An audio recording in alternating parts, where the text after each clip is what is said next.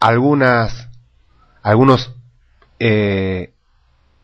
algunas emociones de estado de ánimo, y vamos a ver cómo, más allá de que no estamos hablando de la situación concreta, cómo podemos construirlas o reconstruirlas lingüísticamente. El arrepentimiento. El arrepentimiento se puede reconstruir de esta manera. Afirmo que hice X, juzgo que X es el resultado de mis descuidadas acciones, juzgo que X ha producido consecuencias negativas para alguien, declaro mi intención de disculparme, declaro que puedo perdonarme a mí mismo. A ver, con cada una de estas cosas que vayamos viendo, yo lo que les pido es que cada uno se tome un momento para pensar en una situación de su vida en que se hayan sentido con arrepentimiento y puedan trasladarlo a esta reconstrucción que hacemos. Una afirmación que decimos que hice tal cosa, un juicio que esto que hice es el resultado de mis acciones o descuidadas acciones, el juicio de que a X persona le producí unas consecuencias negativas,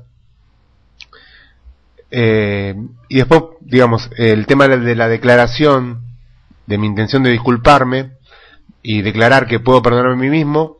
Si bien podemos ver positivo que esté, en el arrepentimiento no siempre está. Alguien puede estar arrepentido de alguien y que no se le ocurra disculparse por lo que fuere, porque puede haber vergüenza o no tener la posibilidad, o no creer que se tiene la posibilidad. Pasa lo mismo con lo último de esto, que es la declaración de perdón hacia mí mismo. Hay personas que se arrepienten y después quedan con culpa por mucho tiempo por no saber perdonarse, por no darse la oportunidad, o porque no tienen el perdón habilitado para sí mismos. Vamos a pasar a la diapositiva número 17. En este caso vamos a ver la culpa. Afirmo que hice o no hice X, juzgo que debí o no debí haberlo hecho, juzgo que he violado mis propios principios y valores, me juzgo como un ser humano inferior, declaro que no me puedo perdonar, declaro que merezco ser castigado o autocastigado. Una cosa u otra no produce resultados afuera en el mundo.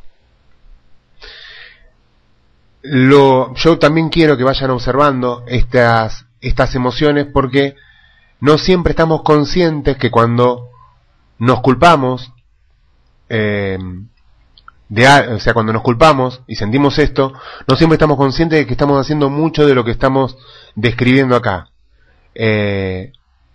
Fíjense cómo los juicios juegan un papel, para los que no vieron juicios, las opiniones, las posiciones que tomamos frente a algo, juegan un papel muy importante en las emociones y también en los estados de ánimo. Juzgo que he violado mis propios principios y valores, me juzgo como un ser humano inferior, declaro que no me puedo perdonar, declaro que merezco ser castigado. Vamos a pasar a la diapositiva número 18.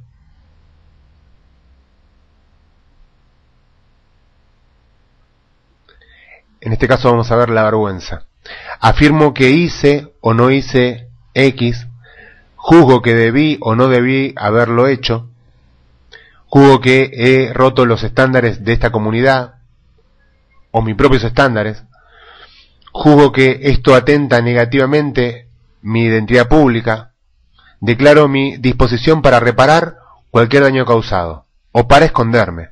La vergüenza invita a esto, ¿no? A que los otros no vean esta parte de mí. Entonces, si bien yo puedo declarar una disposición para arreglar algún daño, también quizás la primera reacción va a ser salir de ese lugar, que no me vean, esconderme.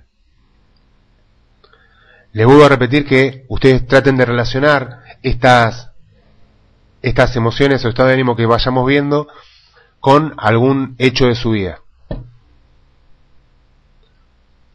Pasamos a la diapositiva número 19.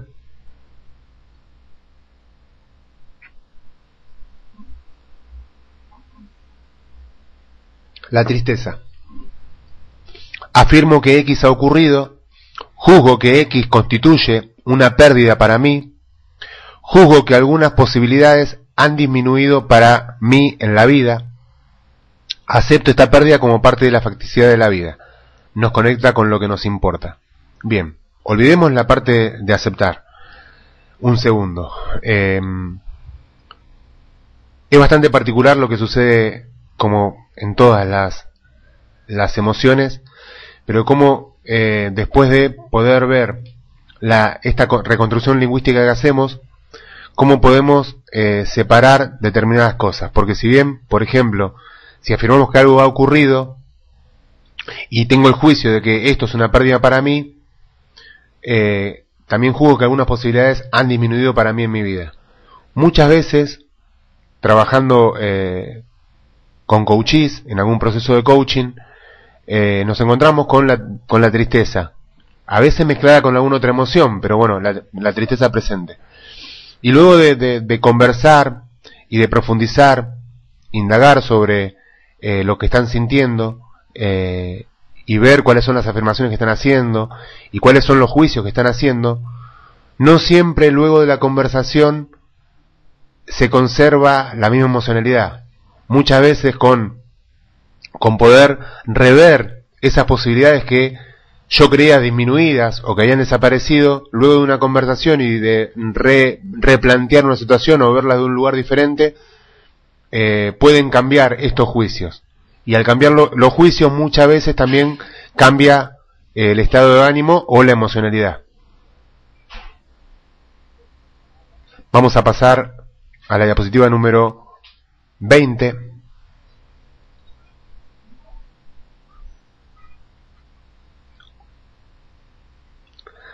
La nostalgia. Afirmo que X ha sucedido hace mucho tiempo, juzgo que X fue un periodo maravilloso de mi vida, acepto que X no puede volver a suceder, declaro que disfruto con los recuerdos de X, declaro mi deseo de volver a recordarlos. Bueno, acá la nostalgia está trabajada, digamos, de alguna manera, está resuelta, o encontró un camino para la liberación o el tránsito para que deje de ser un recuerdo que se mezcla la nostalgia con la tristeza. Digo, hasta las dos últimas declaraciones, digamos, hasta la aceptación de que no puede volver a suceder, es lo que muchas veces sucede, y es algo que cuando yo recuerdo tal cosa, siento lo que siento. Quizás después, con la declaración que disfruto con los recuerdos de X y declarar mi deseo de volver a recordarlos, tiene que ver con haber aceptado que ya no puede volver a suceder, y haber trabajado sobre esto, dejándolo en un lugar de lo que es fáctico, o sea, lo que no depende de mí y que no puede ser cambiado. Si yo puedo observar una emocionalidad que se repite en muchas personas, entre otras podría decir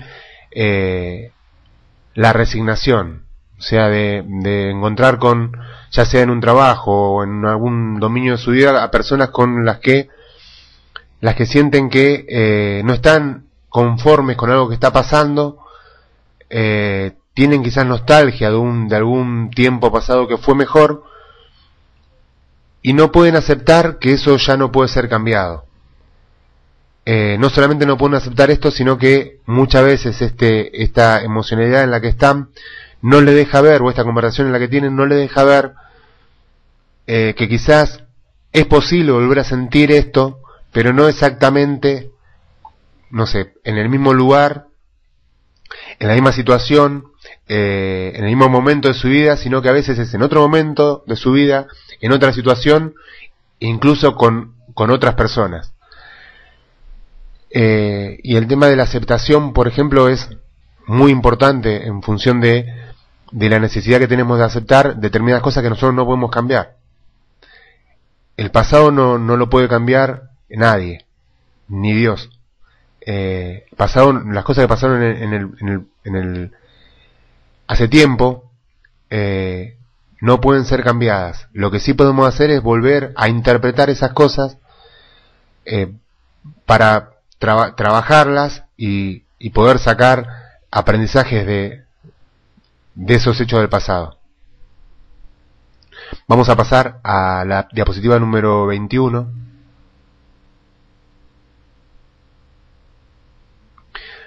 La gratitud. Afirmo que X ha ocurrido, juzgo que X ha producido beneficios para mí o para otros, juzgo que X fue posible debido a las acciones de P, juzgo que P podría haber actuado diferente. Les pido una vez más que se imaginen alguna vez que se hayan sentido agradecidos, o porque hoy están agradecidos, y van a ver que puede haber algún cambio, digamos que puede haber algún otro juicio que hagamos, o alguna otra afirmación, pero la gratitud, el estar agradecido por algo, tiene que ver con esto que estamos contando nosotros. Nos sirve para poder observarlo en nosotros y para poder observarlo en otros también. Cuando nos encontramos con una persona triste, si nosotros tenemos esta manera de ver, podemos de antemano, si las personas nos cuentan que está triste, indagar sobre qué cree que perdió, qué posibilidades se cerraron a partir de esa pérdida que está observando esta persona. Y con